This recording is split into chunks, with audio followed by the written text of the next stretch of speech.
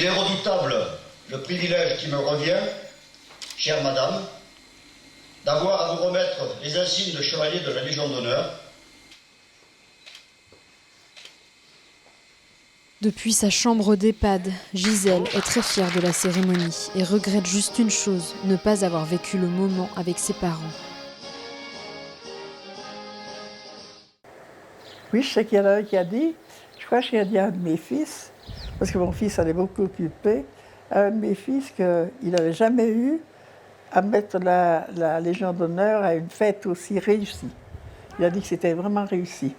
À l'âge de 17 ans et demi, Gisèle Soudarin s'engage dans la résistance.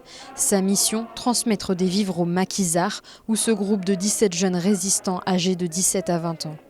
Pour rejoindre leur cachette au fort de Montgilbert, au sommet de Chamoux-sur-Gelon, la jeune femme parcourait 14 km sans vélo, sans voiture et sans téléphone.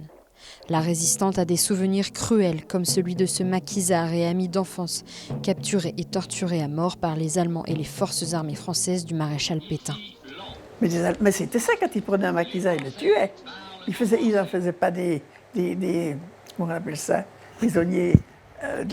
Non, ils ne les faisaient pas prisonniers, ils les tuaient. Mais ils les martyrisaient. Tous ceux qu'ils ont pris, ils ont tous martyrisé comme ça. Tous, ils ont été comme ça. Et puis il y a ses souvenirs plus heureux, comme sa rencontre avec un autre résistant. Ex-commandant de la gendarmerie de Saint-Pierre-d'Albigny, Jean Soudarin a fui les ordres de Vichy pour prendre en main le maquis de la Rochette. Seulement un jour, quand j'étais chez moi, je venais de porter le lait, j'ai vu passer un groupe avec, ils étaient 5, et il avait un bouc, comme ça. J'ai remarqué cet homme-là. Pourquoi j'ai remarqué?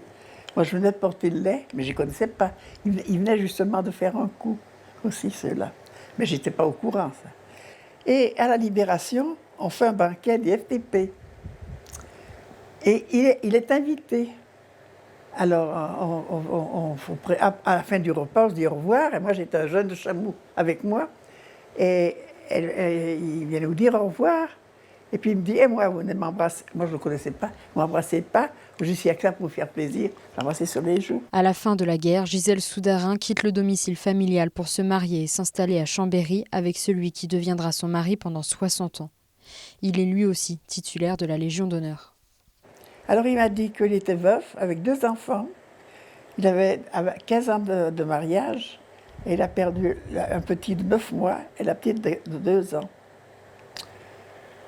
Alors j'ai dit, moi aussi j'ai mes misères. J'ai perdu mon fiancé, il a été tué pendant la résistance. Et tout ça, ça nous a réunis. Résistante dans l'âme, Gisèle Soudarin se rend souvent au monument aux morts du plateau des Glières pour rendre hommage aux jeunes résistants tués sauvagement par des parachutistes allemands en 1944.